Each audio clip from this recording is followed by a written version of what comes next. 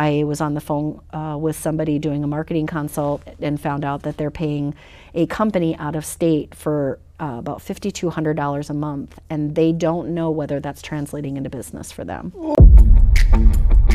You have found Authentic Business Adventures, the business program that brings you the struggle stories and triumphant successes of business owners across the land. Downloadable audio episodes can be found in the podcast link found at drawincustomers.com. We are locally underwritten by the Bank of Sun Prairie, and today we're welcoming / preparing to learn from Tara Ingalls of Tingalls Design for the third time. Mm-hmm. That's how awesome of a guest you are. Three-peat. So welcome to the show. Thank you for having me. Thanks for being on here. So tell me a story. Let's just start with the beginning, way back when. You always have me start in the beginning. I know. Well, just for the people that weren't lucky enough to watch the first two. So I shouldn't look at the camera. I should look at you. No, we're just chilling. Okay, we're just chilling. Okay. So what year did you start your business? So I started in 2000. So we'll be 2000? Yeah. So we'll be starting. We'll be celebrating our 25th year in January. Super excited about that. That is awesome. Quarter century. Started when I was 8. I just raced through my head like 2000. Okay, we're talking internet's 5-6 years old. Yeah, right. Social media is not even a phrase. Hand coding websites with HTML. Oh my gosh. Learned it from a book. It was great. It was great. No Dreamweaver. No, I mean Photoshop, you're splitting stuff up, right?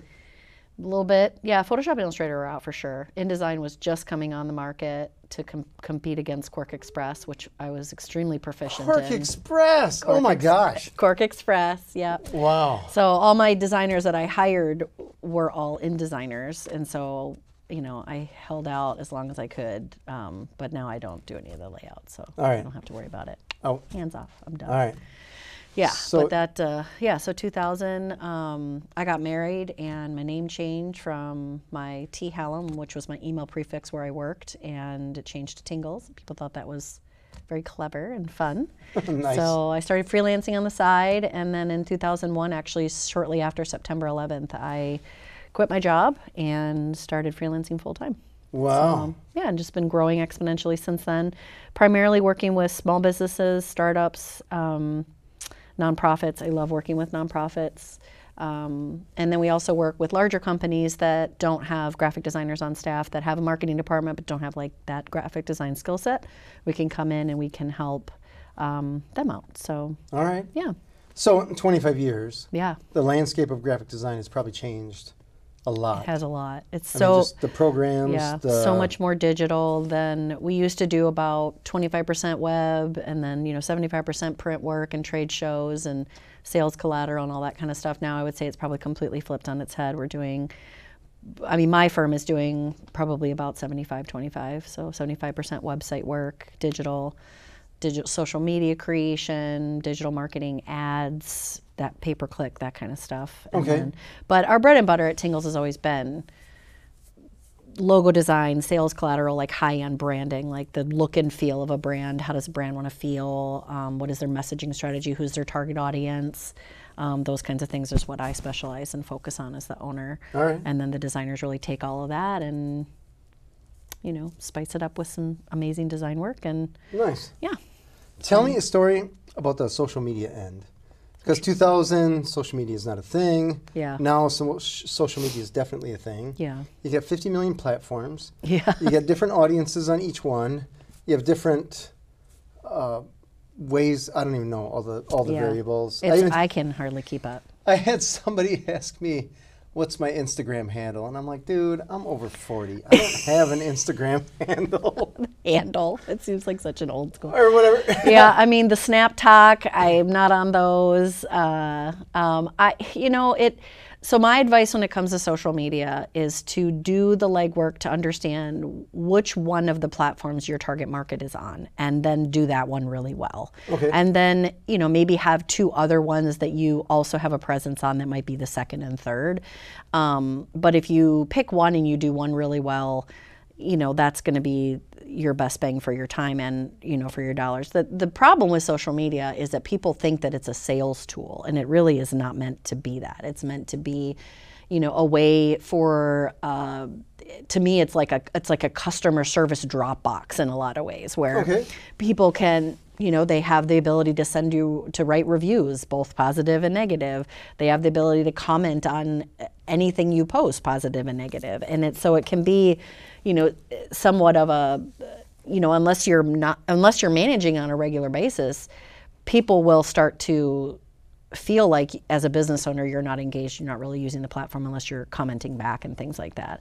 So a lot of people will say, oh, I'm on Facebook, but I don't get any business from it. Well, that's not the point. The point is to use Facebook specifically to manage your relationships with your customers and your potential prospects, and not necessarily like 25% off, you know, if you sign on now, things like that. So, I mean, the scope of Facebook has changed considerably.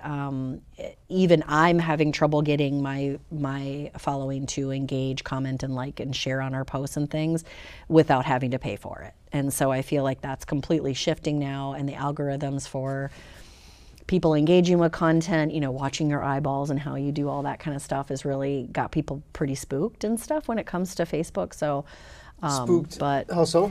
Just like, you know, people like my husband and I were in the market for a bed, and we were talking about it in the car. I opened up Facebook and I literally had a Tempur-Pedic ad for $300 from Slumberland. Oh, creepy. Yeah, very creepy. As I had just said, I know someone who is the general manager at Slumberland. So like it heard the word Slumberland, it heard the word bed, you know, and it served me an ad, and it was like, you know, and some people were like, wow, that's perfect. You know, clicked on the ad and now they've got $300 off their Tempur-Pedic, Yeah, you know. we call those people morons. This is creepy. But for me, I was just like, I was annoyed, and I actually deleted Facebook on the spot.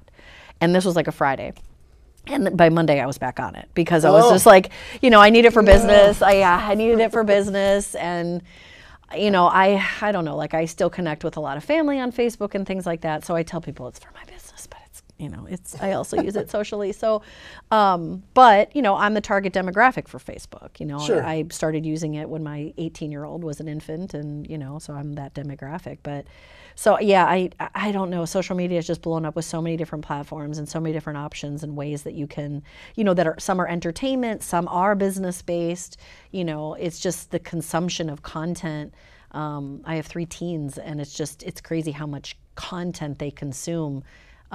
You know, and what it does to their behavior, what it does to their language and the way they dress and all those kinds of things. I mean, that's a whole rabbit hole I feel like we could talk about another day. But yeah, social media has considerably changed. So I tell people to pick one platform that they're very comfortable on, make sure you're managing that, make sure that you're getting reviews on that, and just make sure that you're talking to people and that you're responsive and that you're present on those platforms. Because I feel like you can try to be on all of them, but you'll do all of them poorly, but you could do one really well. So that's kind of my advice. Tell me a story here, because I like to not spend time on my business. Okay. I like to just make money. Yeah. Right? You know, and well, me too, but. Have it just show up, right? But you know what I mean? So social media to me is painful. Okay. I don't like it.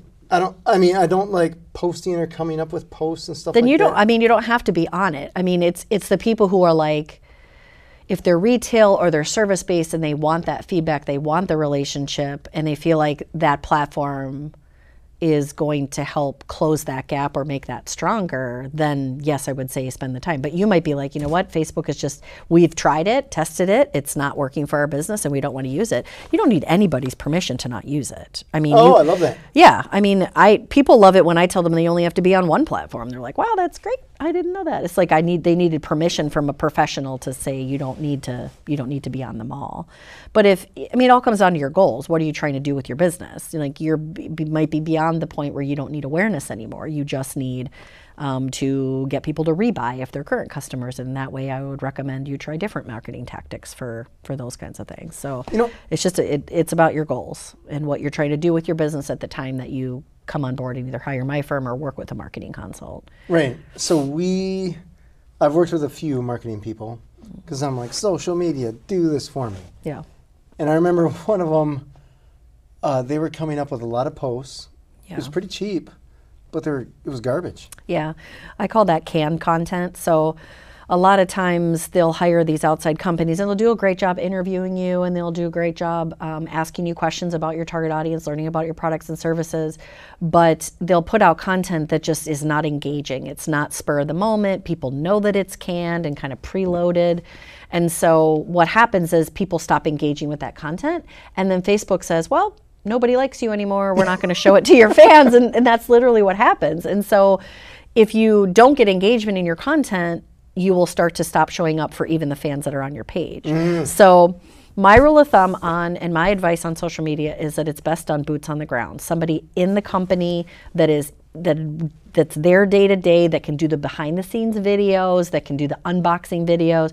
Facebook is that. It's faces. They want to see faces. And even at Tingalls, like, I put stuff up for our Halloween Spirit Week, and I can already see, like, it's the most engaging post I've had probably in the last couple weeks, because people want to see faces. They want to see people doing things, and they want to, feel that kind of human to human thing. So I would just be careful to hire these companies to do this content without being part of that conversation. Like, oh, hey, we had this 20-year anniversary and here's photos from our party. Put that up as well, because when you hire those outside companies, it can be it can be just, it can be like evergreen content about your business.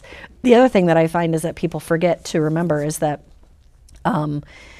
people are joining your Facebook page all the time. And so if you're not constantly telling people who you are, what you do, how you're unique, you're kind of missing the mark there, because all that content gets pushed down. When you first start building your page, you have your mission statement and your logo and your themes of content, but then, you forget that 18 people joined last month, and those people haven't seen those messages. So repeating your content on a regular basis, your story, your why, those things can become really important to do on social media. Are there rules? I imagine there's gray area to a lot of this, but you have a post, it took you some time, you had to take the photos or video or whatever and refine it, edit it, all this jazz. And to me, it seemed like that's an awful lot of work for something that may never get seen by anyone but me, or the person that I'm paying to edit that. Yeah. So can you repost posts that you've done before? Or do the social media gods get pissed at that? No, I don't. It's a good question. I don't think you can on Instagram. I know you can on Facebook. You can repost things, and then add your thoughts to them, so you can repost a post. I know you can do that in events and stuff, but you should I don't see know this post. No one else has. Honestly, if you want people to see the post, you got to put money behind it now. Like, you have to boost it. Is that the game? You have to boost, boosting is sort of like, I don't know. I used to say that boosting was the dollar bin at Target. You don't need any of that stuff, but it's like the low-hanging fruit that Facebook's like, you should boost this to reach another 1.2 thousand people. Do it, but spend maybe $10 on it. I wouldn't spend, $1,000 on it, but if it's something really specific that you're trying to re-engage your current fans on, you could boost it and, see if that works.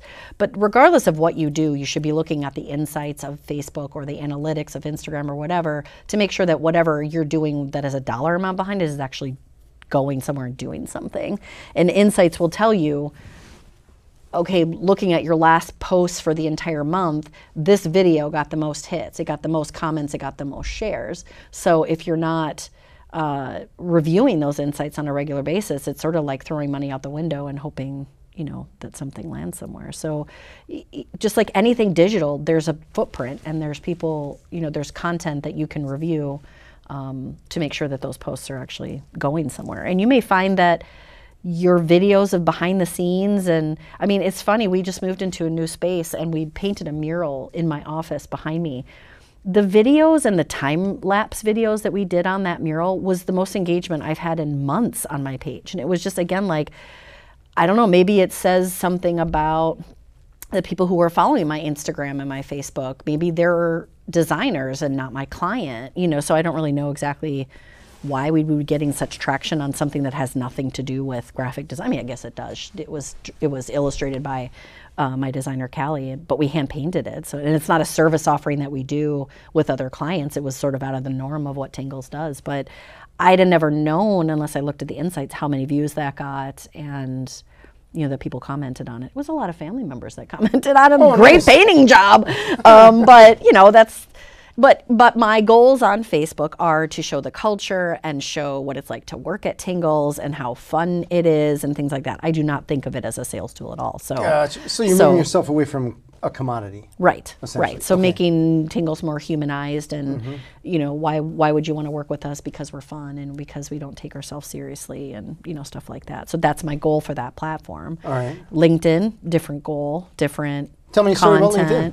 So LinkedIn is going to be more about the companies that we're working with and the problems that we're solving for them. So ABC company comes to Tingalls and their website wasn't mobile friendly. We were able to work with them to get a phenomenal website that, you know, works on tablets and mobile devices. Here's a picture of that, you know, website. So showing people solutions of, you know, we can put that on Facebook too, that's fine.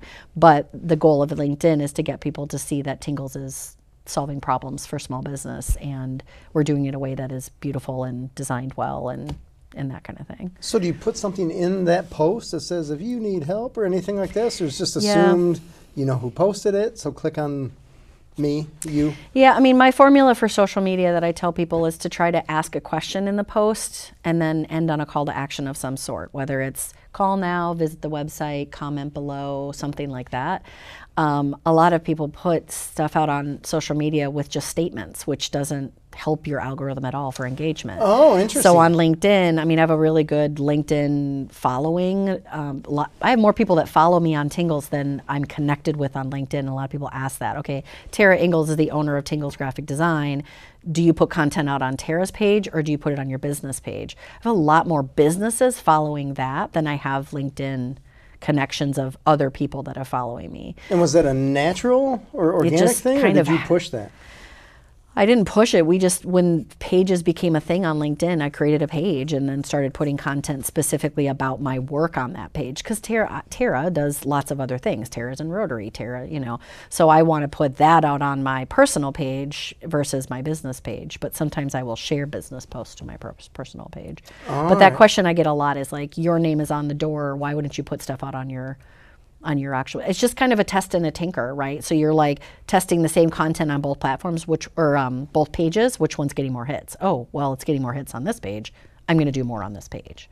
So you have to just be cognizant of it and like follow it and see how it works and stuff. Because I guess, recently, we're talking the past couple months, we just started a page for this incredible podcast on LinkedIn. Nice. And so you have a follower, you. Nice. Whatever, 5, one. whatever. You got to start with one. Yeah, and so you get that post that you stick all this time, money, and effort, or I pay someone for them to stick time and effort in it, and it costs me money. I'm like, that post went to me. Okay, but what's your goal with that page? Like, why did you start it? Because you want to find guests for the podcast, or you want to drive traffic both. To the website? Build an audience. I guess Okay. it's twofold, right? You want cool people as guests, right? Granted today. Okay. And you want an audience so that when the guest comes on, they're like, hey, I want to be on this podcast because there's an actual audience that's going to watch it. Okay. So is it okay to have two goals? It's good to have two goals, but when you set marketing goals, you need to have, you also have to have like numerical numbers behind that. Do you want to have 5 new guests by the end of this quarter? And that will be a satisfactory result of your marketing efforts. Do you want to have 15 more users that become subscribers to the YouTube page, if that's a goal? And then you also need to have a start and an end date. So you're going to start it on December 1st, and by the end of December, you want to see this needle move in this particular social media marketing. If you don't set those kinds of goals, you won't really know what you're trying to, the time, money, and what you said. Yeah. So, and you have to kind of write that stuff down, or it has to be part of your strategic plan so that you know what content you're supposed to be putting out there and who you're directing that content to in order to get those results. That makes a lot more sense. Yeah. So instead of me just throwing stuff at the wall, Right. or paying somebody to throw stuff at the wall, which is essentially what they were doing. Right. Because You have them give you goals and say, you know what, based on this trend of content that I'm seeing on your page, I think it's realistic that by, the end of this quarter, I can get you 15 new speakers to line you up for all of next year. Well, then you know that the content is going to be, do you have experience speaking about, do you have, whatever that messaging is, do you have experience talking about marketing, and you could come on the show and talk about social media marketing for an hour? I'd love to hear from you. That content's going to be specific to what you want that person to do versus you just being like, hey, my podcast is great. Go out and watch it. Like that doesn't, Please. that Yeah. might help for the subscriber goal, because you're Sure. like, you know, I'm trying to, you know, the content for that might be, I'm trying to get small businesses to listen to experts, give away advice for free, you know, that are pouring their hearts out. And I have 25 years of experience. I know a lot about this stuff, giving it for free, and don't make the same mistakes that I made. You know, Right. listen to this person talk about how to use social media, how to set goals, things like that. So the content's going to be driven on based on what those goals are.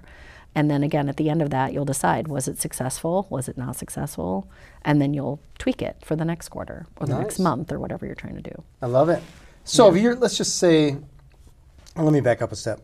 With social media, I always feel like I'm behind the 8 ball. So I think like we did the Instagram thing, we started that. So you start out at 0, ground level. Now on Instagram, it feels like it's been out there 50 years, but it's been out there, I don't know, a handful. But everybody seems to have 5 million followers. All that jazz. I'm like, who's watching all this stuff? Yeah. So if Are you're you talking about video reels, or are you talking about still imagery on? I guess what I'm talking about is if I'm a small business, right? Let's just say I'm a plumber. I started my first plumbing company. I got my wrench, my toolbox, and my van, and I'm going to get on Instagram because I know that people that have toilets and sinks are on Instagram.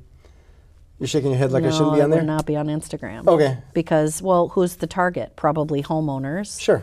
That, you know, maybe for a specific service that he does water heater inspections, whatever.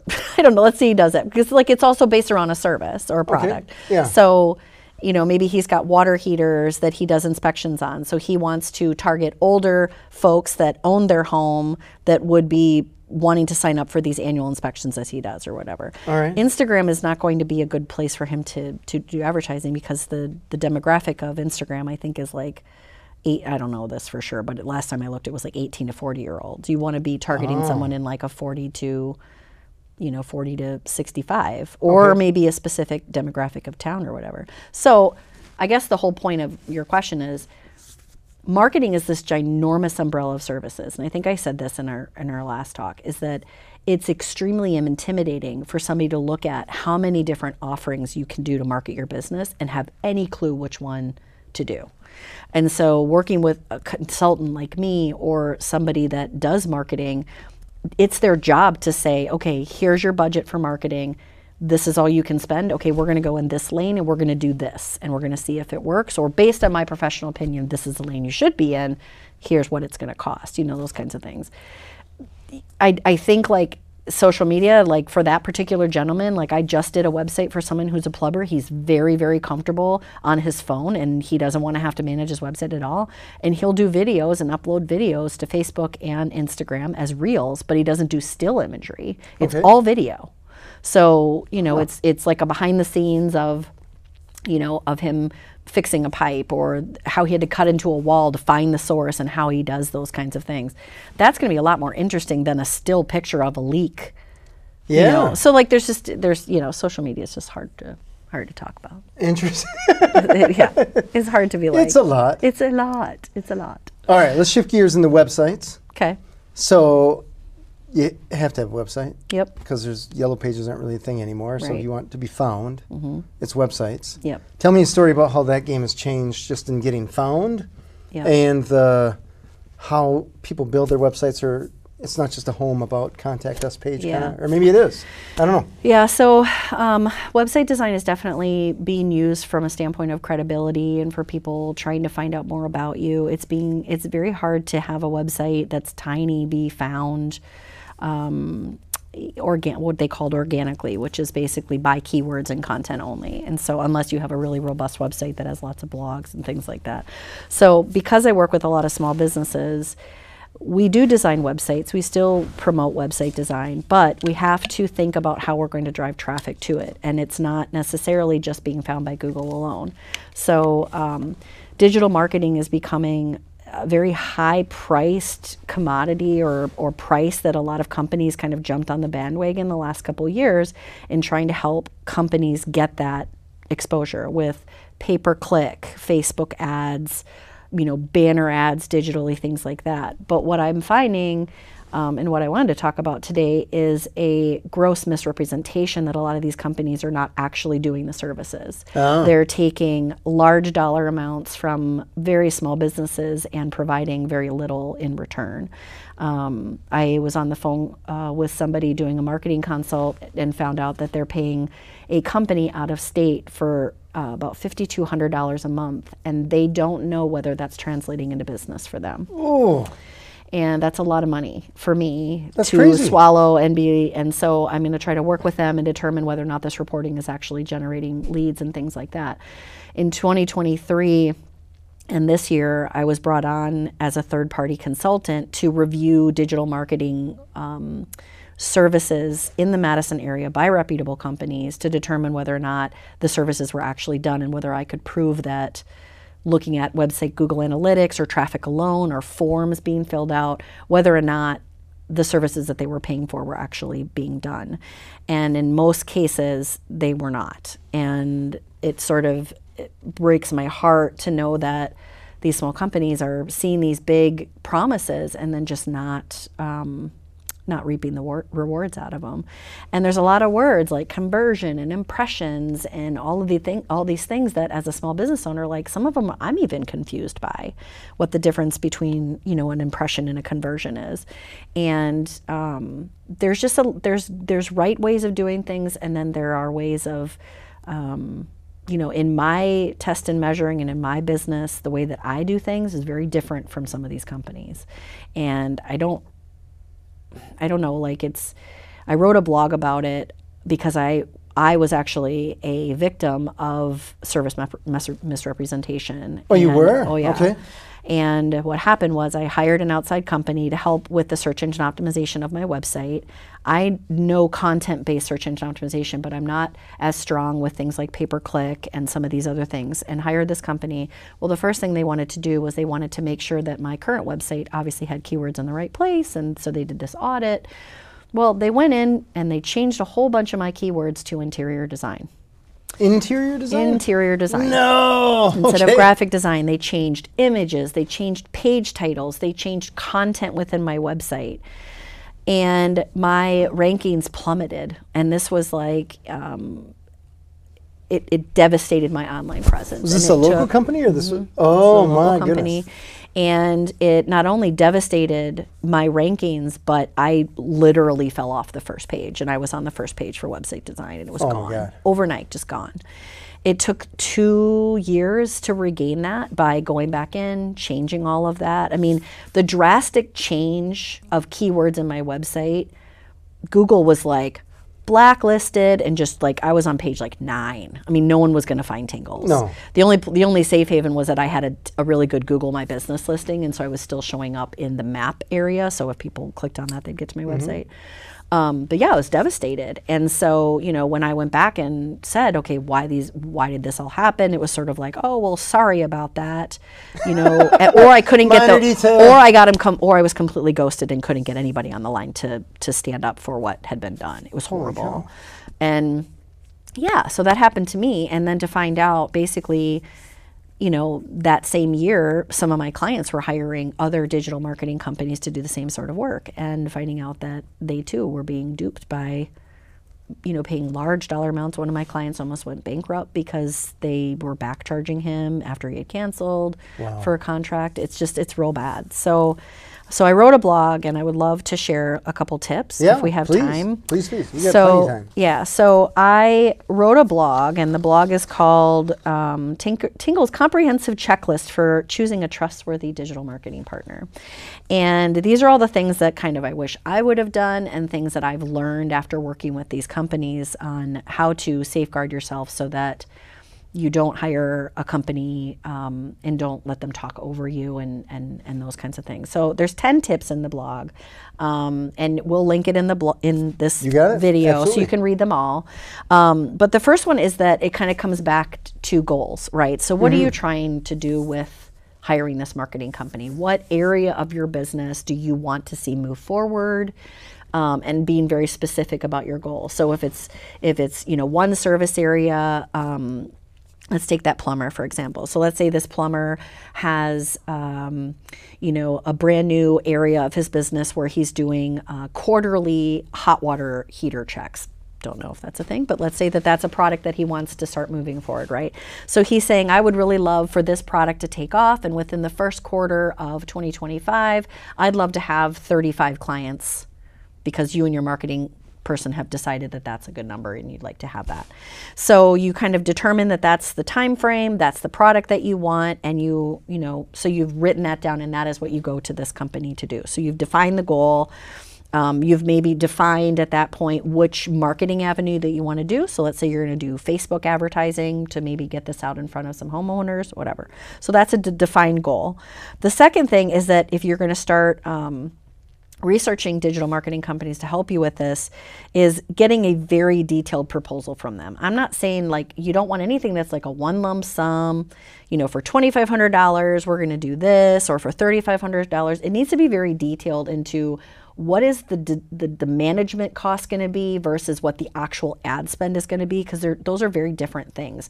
The ad spend is going to be like their out-of-pocket expenses for running the ad for you, and that should be not marked up. It should be the same rate. If it's $300 or whatever, that's what you should pay. But then there's usually a management fee on top of that to do the creative for the ad, come up with the copy, that kind of stuff. But the other things that need to be in there is kind of what are the tools that they're going to use to make it rain? Like, are they going to use Facebook, Google? Like, what are they going to use? What is the timeline? What are the costs? Again, like I said, what team members are going to be doing the work? And what is going to be the commitment length? So if you're going to start in January, by the end of March, or maybe we're going to have a meeting at the end of January. Again, all that stuff has to be in that proposal for you to have any kind of leg to stand on if it's not going to work in the end. And my recommendation is that you don't send anything more than 30 to 60 days. A lot of these contracts are a year long, and you'll hear from the provider, oh, we need to have it be a year long because it really doesn't kick in until about month 6. That's baloney. It should kick in the first week or month you start doing the campaign. Digital advertising is just that, it's digital. There's a footprint. You can measure it. So that's my recommendation on kind of that time frame. Get testimonials is kind of my third tip, is get testimonials from your industry, from someone they've worked with within the last 90 days. And I think that can go really far. And even if it's not in your industry, just get a testimonial of somebody that they've worked with in the last 30 days. It's similar to the plan that you're going to do, and phone number, email, contact them and ask how it went. And you know, you can ask them, you know, how was the communication? Like, what was the reporting? Can I have an example of a report that that you saw, things like that. Happy clients are going to be more than happy to talk about their experience and their, good and bad. So, that I think that's really important. The fourth is getting examples of the reports. So a lot of digital marketing companies will be like, oh, you're going to get this, quarterly reporting, this monthly reporting. And this phone call that I had with, earlier today, he was getting Excel reports. It's very easy to click on that cell and change that number. I want to see like tangible reports, screenshots from Google Analytics, screenshots from actual form submissions of, I want to see, the funnel page or the landing page that you're going to design that this traffic is going to go to. Any of that reporting I think is really important. And I want to know also, is that going to be in layman's terms, or is it going to be using technical jargon? Because what is conversion, what is impression, like we talked about. So asking for example reports and making sure that you know who you're going to be talking to, if you have change requests or anything like that. And then the fifth thing, of course, the fifth, which is the ninth tip, is the ethical and legal aspect of kind of these contracts and things that they put together, is ask how they're going to benchmark where you are right now and how they are going to show that the work that they've done is successful. And not at the end of the campaign, how are you going to show me other reporting that shows this is where we started and this is where we ended. To show that they're on target. Show that they know what they're doing, that they were actually able to provide the amount of leads that they're promising you. Because that is the one thing that I've been told that people who've read this blog, that is the one thing that they're not getting from these companies up front. Is they're like, oh no, we can't share that because it's proprietary. Black out the name. I don't need to see the name. I just want to see how you've actually digitally helped these people by showing the numbers of, conversions and things like that. So again, there's a lot of different things in here. Getting more than one proposal is really important. Carefully reviewing contracts and any hidden language in there that might be, you shouldn't have to sign a contract that's 4 pages long for a month-long commitment. It's either you can do the work or you can't. A lot of times the longer the contract, the more they've been sued or have had problems, in my opinion. It's just try to protect themselves in 50 different directions. Yes. So, those are my tips when it comes to digital marketing. But I think your initial question was, how do you, as far as website design is concerned, yeah, I do think websites are still very relevant. I think they're still really important. There's a lot of really great do-it-yourself tools that people can use nowadays to get really good-looking websites and make sure they're mobile and stuff like that. Excuse me. Bless you. We can't talk about design without talking about AI in this age that we're in. I knew you were going to ask you about AI. I feel like it's funny to me because the year 2000, the dot-com bubble, or is that 2001? Dot-com bubble when pets.com was a thing, and then the world came to an end right there. Yep. I remember all the crazy Super Bowl ads and all this kind of stuff. You could throw .com after anything, and you got your billions of dollars. Maybe back then it was millions. Yeah. Now you can say you got AI, you got your billions. You're raising money hand over fist. Yeah. So tell me a story about how AI gets involved in all of this. I saw something that is resonated with me. It said, AI is not going to take your job. Somebody who knows how to use AI is going to take your job. Oh. And that is, I feel like, a very good summary of where my industry is at when it comes to AI. My designers are very anti-AI, when it comes to certain things like, generating logos or fixing, here's a photo of 5 people, make it so that it's 2 people, and fill out things like that. So they're not ready to jump into using some of those tools that that are at their fingertips right now. Oh, is that because of fear, or is that because the result isn't as good as they'd like? It's not fear. It's mainly because the result isn't as good, and it's mainly because the result isn't as good. Okay, it's got a little cheese factor to it. It's got a little cheese factor to it. I mean, I've seen pretty amazing things with what's called generative AI in InDesign or in Photoshop, where let's say you've got a picture of 2 birds sitting on a ledge, and you need it to be, and it's a square image, and you need it to be a panoramic image where you're take the text box or the box and you out, and you're fill in the rest, and it'll fill in more branches from the tree and maybe put a park in the background. You can tell it what you want it to do. So that's really interesting. I haven't done enough research to know eventually at this point you're going to have to divulge, I think, that the photo was created in AI or that it was edited or something along those lines. I don't know that we're there yet. I think that AI is going to get very good at knowing what is a real photo and what is not a real photo, either through some sort of weird coding within the file. I don't know, that part of it, but we're using AI to help our clients be more succinct in their marketing. A lot of my clients are using AI to help them generate blog ideas, to take content that they've written and optimize it for keywords, for search engine optimization. They're using it to write social media posts. I mean, as long as you write a prompt that is very well written in 4.0, ChatGPT 4.0, you can generate tons of content, that evergreen content that we're talking about. The problem with it is it's just vanilla. It's all vanilla, and if you don't add some sprinkles or something to it, it's just going to be vanilla. So, it's good for generating lots of content ideas, but then ultimately you really do have to take those and you have to personalize them and put imagery to them, and that's fair. It gives you a starting point. It's a good starting point. That's what I feel like. It's easier to fix than it is to create. Yeah, a lot of times. Because I have a hard time writing content from scratch. My daughter is applying to colleges right now, and she's only 12. Just kidding. No, she's applying to colleges just to write essays, right? And of course, it's easy just to go out to ChatGPT and be write an essay that's going to make me sound amazing to go to UW. I want to be a Badger. But there's no way that you wouldn't read an article written by chat and not know that it's written by chat. There's no stories in there. There's no there's no personality in that copy or whatever. And I was the first to say to her, like, I'm not the right person to help you write this essay. I'm not a good writer. Like, I am a very wordy person.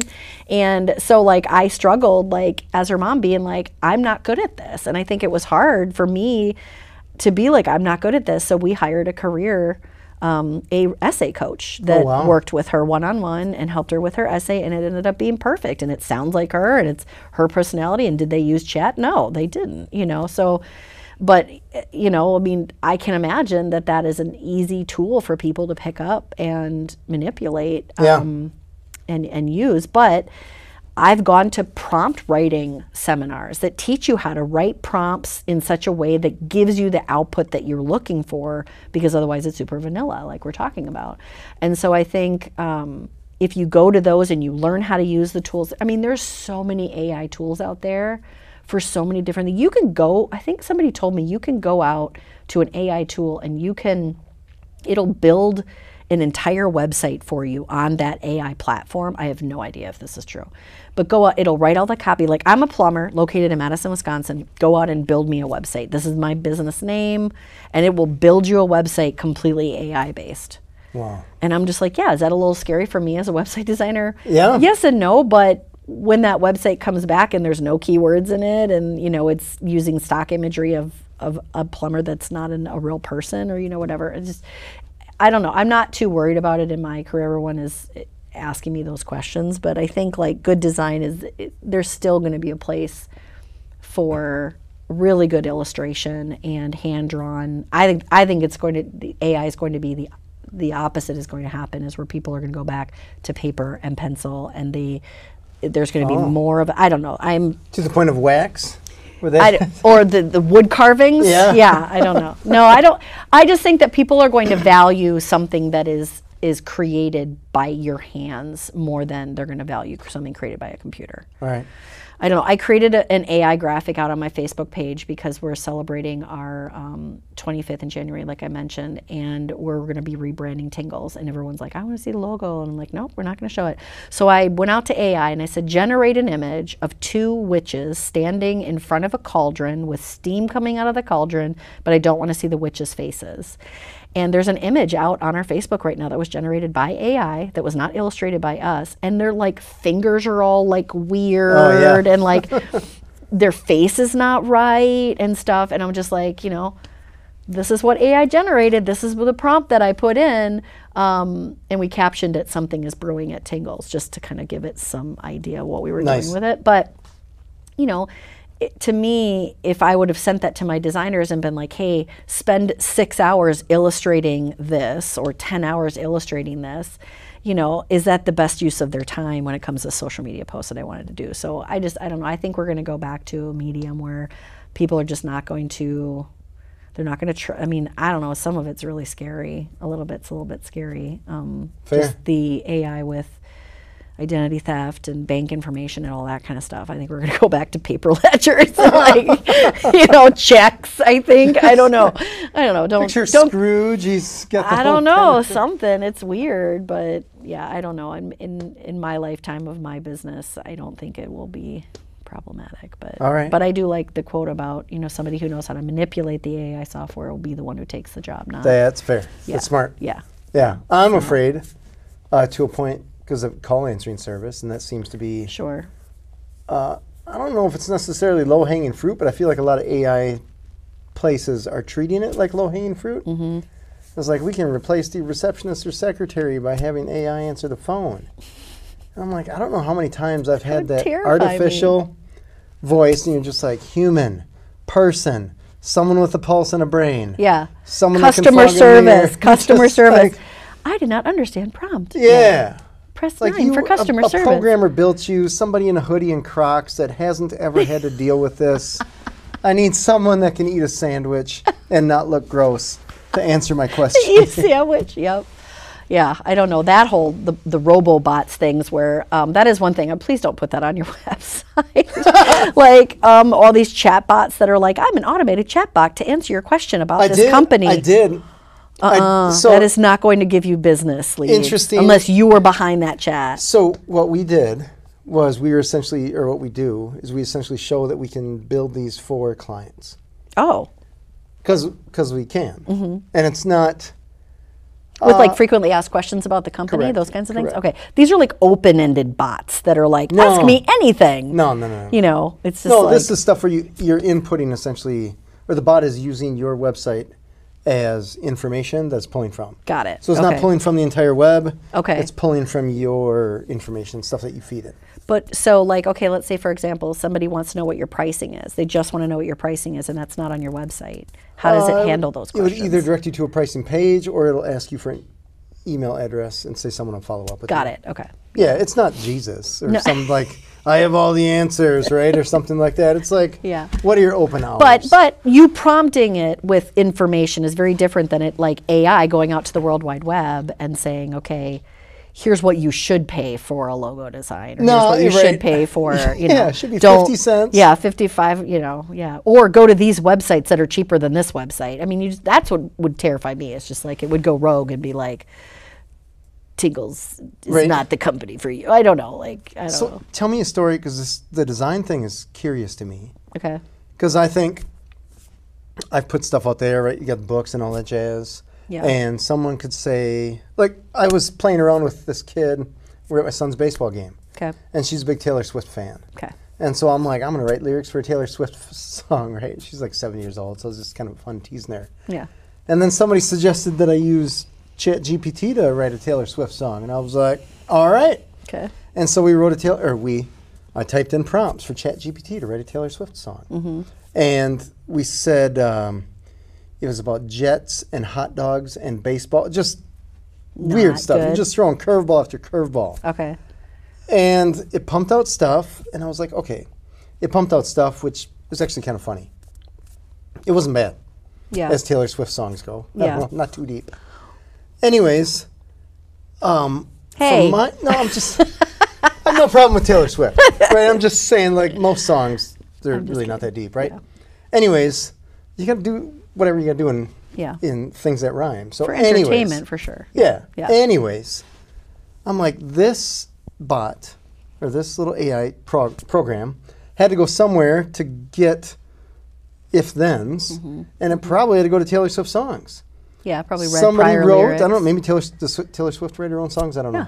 Okay, so Taylor Swift wrote these songs, or whoever did, her writer did, whatever. Yeah. Somebody wrote those songs that this program then used to come up with other lyrics. Yeah. And that initial person or people aren't being compensated in any way. Yeah, that way, yeah. So how's that going to work out when someone's like, create me a logo? Great. It's not creating a logo from scratch. No. It's creating it by looking at a bunch of other logos that were designed by other people that aren't being compensated. Yep.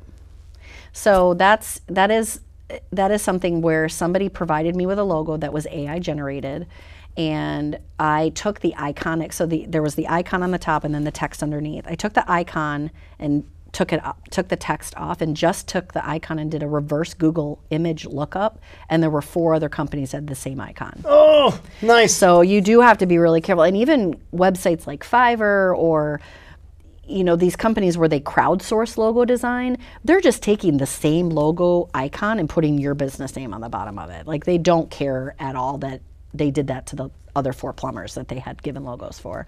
So you just have to be careful to do that if you're going to crowdsource your branding. It can really nip you if even if you design it similarly to something that came up on AI. I mean, at Tingalls, our logo design process starts with paper, and we're literally sketching on paper to try to, and of course, like, your subconscious is going to come up with things that maybe you saw somewhere. But if a client gets down to like 2 or 3 logos and they're like, oh, I can't decide, or I can't decide between, we're going to run them all through Google Lookup just to make sure that they don't accidentally look like something else before we finalize that logo. Because it's inevitable that your brain stores pictures of, and it might be a pizza place and a massage parlor that that you saw the pizza place logo, and they were like, I really want a pizza in my massage parlor logo, or whatever, massage logo, and you just think about it, or so I think it's important to just, because the internet has that ability for you to do that, but AI is pulling from all those Google images, all of those icons, all of those different things. Even if you prompt it to say not to do that, it's coming from somewhere. Yeah, or it's drawing it from somewhere. Right. Yeah. Create this out of nothing. Like, yeah. I mean, it is magic. I don't you raised an interesting point where we are essentially doing the same thing. To do what? So when we're writing or creating a logo or something like that, we're working from memories that we have or experiences. So right. Yeah. That just got murkier, and it's already a mess. Yeah. Interesting. I don't know. I mean, everybody has everyone's raised differently. Everyone sees different things. So, I mean, that's one of the things I love most about having multiple designers on my team, because so many people come with different backgrounds and different, not only just illustration backgrounds, but some of them are photographers, some of them are pottery, they do pottery, some of them are painters, you know, and having these different disciplines in the creative fields like just makes them a better graphic designer. Nice. From that standpoint. We have a book in our office that one of our designers just got for a birthday gift. It's menu design from like the 1800s in Europe. Wow. And it is the That's coolest. specific? Yeah, it's the coolest book. It's like this big. And it's like all of these were hand-painted menus from Europe. And it's just like a really neat thing to look at, to be inspired by, you know. And it's like, who would think to look at that? But there's like illustrations in there and, you know, hand typography and hand lettering, which we're really into at Tingalls right now. And so some waiter or waitress had to copy those, and they're like, we're out of soup. Yeah. Just put some spaghetti sauce on that or something. Yeah, I mean, the way that was done back then, I mean, everything was hand done, and it was, I don't know, we just at Tingalls, like, that's just kind of in our blood to like do things by hand and have like this very organic nature to it. That's why our designs look very different from each other. Oh, I get that. I get that. When I went to school for graphic design, you always start out with, I think I was taught to do a grid of 50, and you had to come up with 50 rough logo ideas. Oh my gosh, and that sounds like a lot of pressure. We don't come up with that many. Yeah, it was. We might have but 50 it wasn't sketches. Like refined. They're just ballpark. Yeah, like concepts, like ideas. Yeah, it was like take 20 seconds on each one kind of thing. Yes. And some you're just like smiley face, fill in the square kind of thing, and others you're like, I like what I did there. And it was a brainstorming thing. Yeah, to get your mind flowing. That's why we sit down and do that first, away from technology, away from distractions. So we've always done it that way, and it's. You know, sometimes when we have lots of designers, it's just like crazy how some designers will come up with the exact same concept. You know, that's rare, but it's like, you know, we'll look at them and we're like, oh my God, I have the same concept. So we know that might be a good concept if multiple designers came up with it. You had Lionel Richie playing in the background, and they came up with the dancing on the ceiling logo or something. Hey, we always have some music. Yeah. All right. No. Yeah. Nice. So how do you find a good designer as an employee? So we have an internship program at Tingalls that's a hands-on 3-month program. They come in for about 20 hours a week.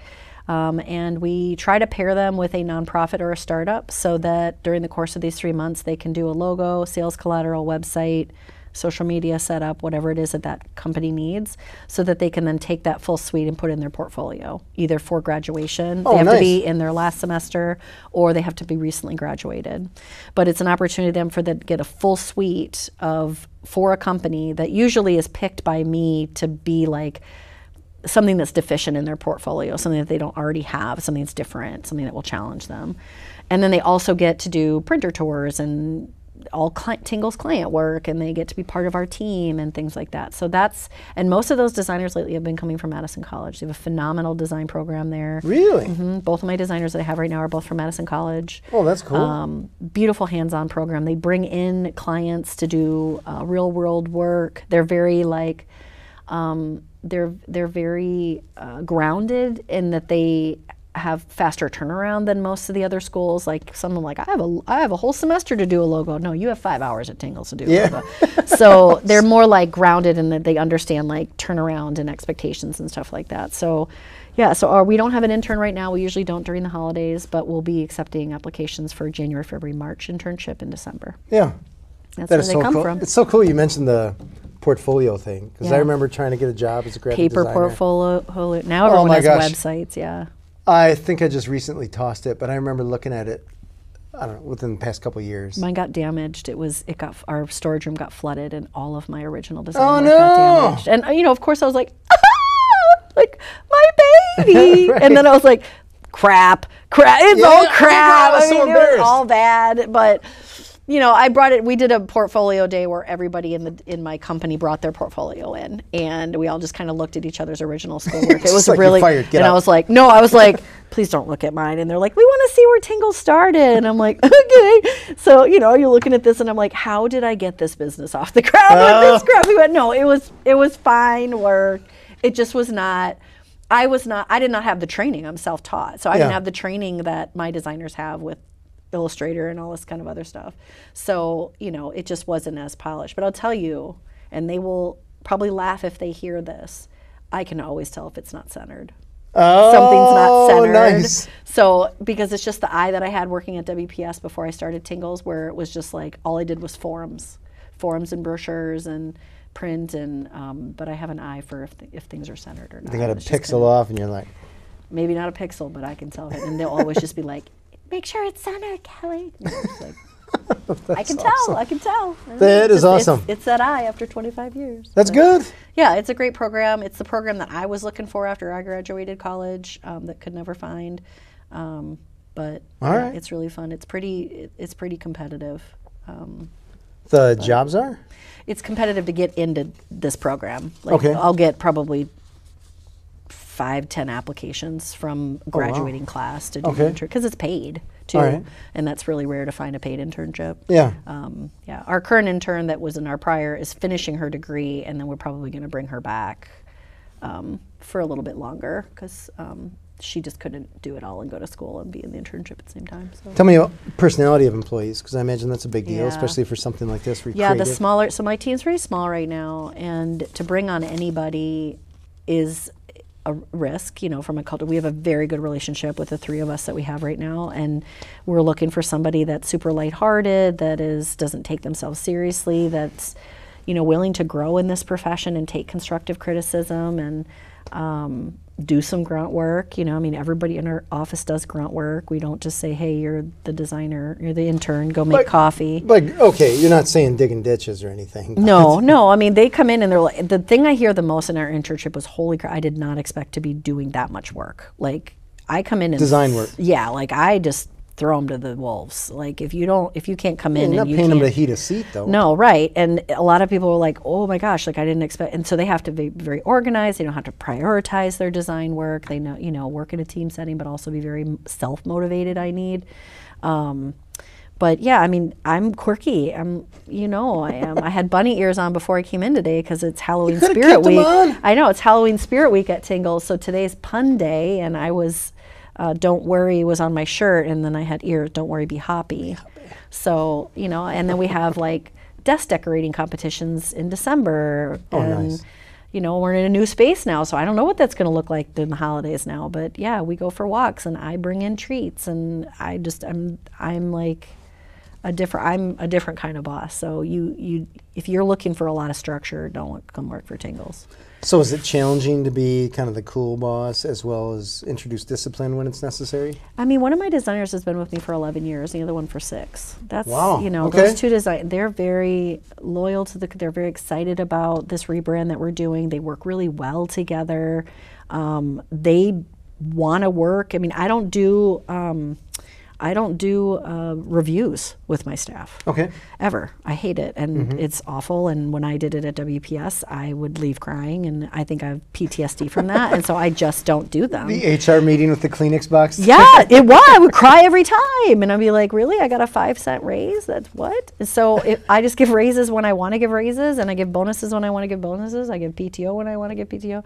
So it's a very different kind of managing, and I've had people leave because I'm not the manager that they need. And that's fine with me. You know, I had somebody leave during COVID because I was more concerned about people's well-being than I was about getting business done. Like, I wasn't like, how many hours did you build today? I was like, how are you doing? Like, is your son driving you crazy because he's, you know, a middle schooler and running around the house? And she was just like, you know, she just said that she was more concerned about, you know, that I was more concerned about that. And then, like, I was really taken aback by that. And I'm like, crap, maybe I should be. Like, no. Like, if I want this team to survive through this and we don't know what's going to happen in the end, why in the world would I care more about productivity than... And honestly, we were more productive in COVID because of that, I think. Because I gave them time off to process things or work at night because they had to homeschool or whatever it was. And it was just sort of like, bye-bye. Like, I really didn't care about that client or that employee leaving, and she just wasn't the right fit for our culture at all. Sounds like it. It's your business. You get to choose the culture. Yeah, I do get to choose, and or try to define it anyways. Yeah, and I don't want people shooting on me because, like, I'll run my business however I want. And the minute that people start saying, you should be this by now, or you should be running this, or, you know, whatever. If my employees want something, they're going to come to me for it and ask, or they should know they can if, you know, if they don't already. Fair. I like that. Yeah. Tara, thank you so much for being on the show. You're welcome. Where can people find you? Tingalls.com, Tingalls.com. You can find me on Facebook, Instagram, LinkedIn. We have a YouTube channel, but it's not nearly as great as his. All right. Go to Tingalls.com. The bar's pretty low. So I don't know. I really love it. We're cool. We're cool. I appreciate that. You make it easy. I try. I got awesome guests. That makes it even easier, right? Yeah. I can't believe I'm third time. 3 times. This has been Authentic Business Adventures, the business program that brings you the struggle stories and triumphant successes of business owners across the land. We're locally underwritten by the Bank of Sun Prairie. Calls on Call, offering call answering and receptionist services for service businesses across the country, on the web at callsoncall.com. And of course, the Bold Business Book, a book of the entrepreneur in all of us, available wherever fine books are sold. We'd like to thank you, our wonderful listeners, as well as our guest, Tara Ingalls. Website one more time? Tingalls.com. Easy enough. Past episodes can be found morning, noon, and night at the podcast link found at drawincustomers.com. Thank you for joining us. We will see you next week. I want you to stay awesome. And if you do nothing else, enjoy your business.